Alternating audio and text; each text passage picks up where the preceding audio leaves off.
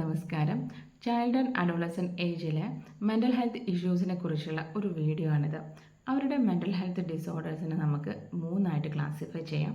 ഒന്നാമത്തേത് neuro development disorders, 2 emotional disorders, 3 behavioural disorders. Neuro development disorders എന്ന് പറയുമ്പോൾ അവരുടെ ബ്രെയിനിൻ്റെ ഫംഗ്ഷനുമായി ബന്ധപ്പെട്ട ബുദ്ധിമുട്ടുകളെല്ലാം നമുക്ക് അവരുടെ ന്യൂറോ ഡെവലപ്മെൻറ്റ് ഡിസോർഡേഴ്സിൻ്റെ കാറ്റഗറിയിൽ വരുത്താം. അതിൽ വരുന്നതാണ് intellectual disability, autism, attention deficit hyperactivity disorder, motor disorders, communication disorders and specific learning disability.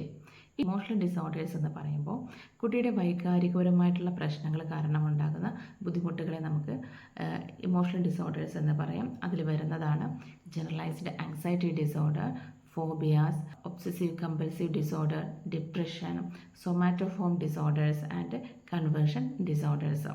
ഇനി അടുത്തത് ബിഹേവിയറൽ ഡിസോർഡേഴ്സ്, കുട്ടിയുടെ സ്വഭാവപരമായി ബന്ധപ്പെട്ടുള്ള പ്രശ്നങ്ങൾ.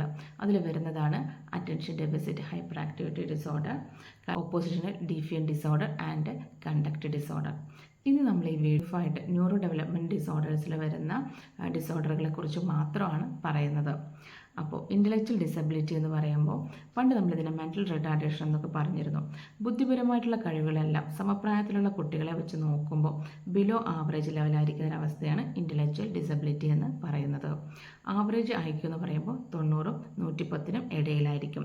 പക്ഷേ ഇത്തരത്തിൽ ഇൻ്റലക്ച്വൽ ഡിസബിലിറ്റി ഉള്ളവരുടെ IQ എന്ന് പറയുമ്പോൾ അത് 70-ന് താഴെയായിരിക്കും. കൂടാതെ അവർക്ക് അഡാപ്റ്റീവ് സ്കിൽസും കുറവായിരിക്കും.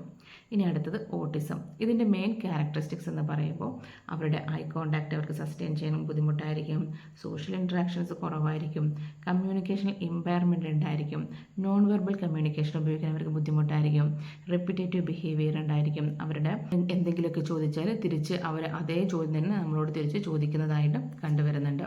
ഇനി അടുത്തതാണ് attention deficit hyperactivity disorder. ഇതിലെ മെയിൻ ക്യാരക്ടറിസ്റ്റിക്സ് എന്ന് പറയുമ്പോൾ അവരുടെ ശ്രദ്ധക്കുറവ് തന്നെയാണ്, അല്ലേ?